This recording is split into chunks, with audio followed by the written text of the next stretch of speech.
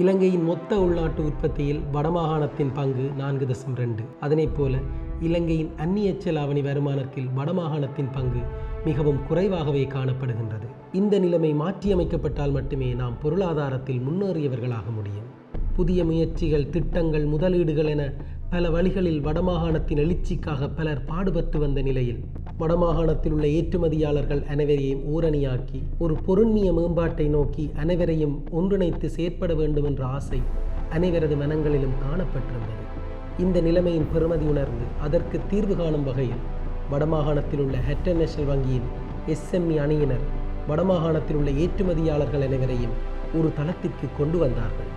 இந்த நிகழ்வில் வடமாகாண ஏற்றுமதி அதிகார சபை, யாழ் பல்கலைக்கழக சமூகம், வடமாகாண தொழில்துறை திணைக்களம் மற்றும் ஏனைய வர்த்தக சங்க உறுப்பினர்களும் மற்றும் HNBயின் தலைமை காரியாலய அதிகாரிகளும் கலந்து கொண்டிருந்தார்.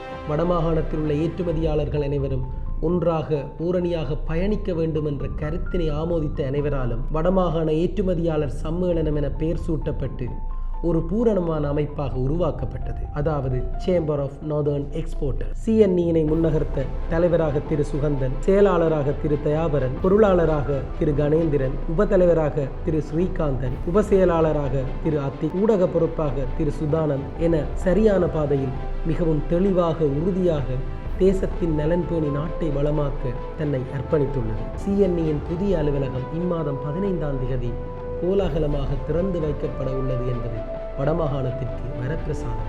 ஏற்றுமதியாளர்கள் எதிர்கொள்ளும் பிரச்சனைகளை உடனடியாகவும் நிரந்தரமாகவும் தீர்த்து வைப்பது, புதிய ஏற்றுமதி வாய்ப்புகளை தேடுவதும், ஏற்றுமதிக்கான வளங்களை ஆய்வு செய்வதும், எமது தாயக உற்பத்திகளை உறுதிப்படுத்தி சர்வதேச ரீதியில் அதன் அடையாளத்தை பாதுகாப்பது, பொருட்களில் பொதியிடல், போக்குவரத்து விடயங்களில் சர்வதேச தரத்துடன் பாதுகாப்பான பொறிமுறைகளை உருவாக்குவது, மேலும் வடமாகாணத்தில் உள்ள உற்பத்தியாளர்களுக்கு உறுதுணையாக நிற்பது, இது போன்ற பல செயற்பாடுகளை மேற்கொள்வதற்காகவே CNE தன்னை அர்ப்பணித்துள்ளது.